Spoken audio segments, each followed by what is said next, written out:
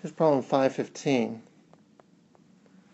The system shown is released from rest and moves 50 centimeters in 1 second. What is the value of m? All surfaces are frictionless.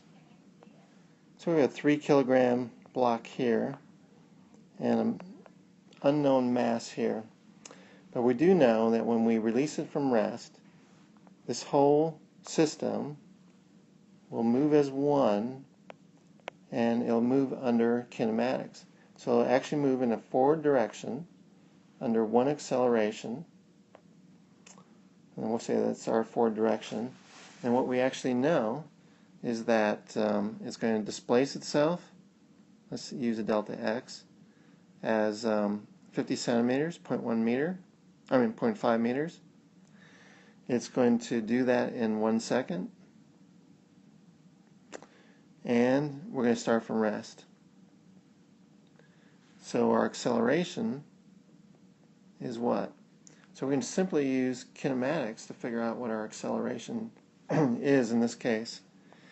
So we have displacement, delta x is equal to initial velocity times time, plus 1/2 acceleration times time squared. In this case, initial velocity is 0, so acceleration is going to be 2 times displacement delta x divided by our time squared.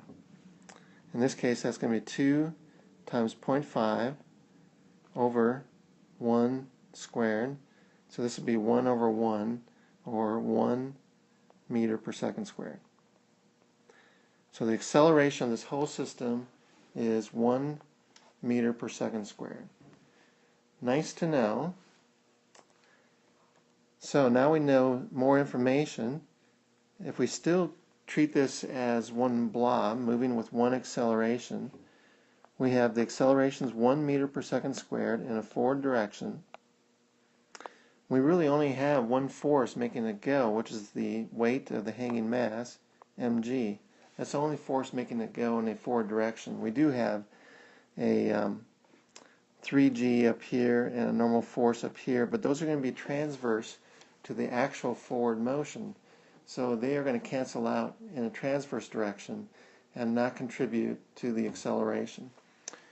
If I write Newton's second law for this motion, I would have the summation of the forces in the forward direction is equal to my total mass, which is going to be 3 plus m. So I have 3 plus m times a, and that will equal the net force in the direction of acceleration, which is just going to be mg. Okay, so I know that a is 1, so I have 3 plus m times 1 is equal to 9.8 m. So I have 3 plus m equals 9.8 m, or subtracting the m from both sides, 8.8 m equals 3, or m is equal to 3 divided by 8.8, and that gives me 0.341 kilograms. So there's the mass, the unknown mass, that's hanging in this configuration.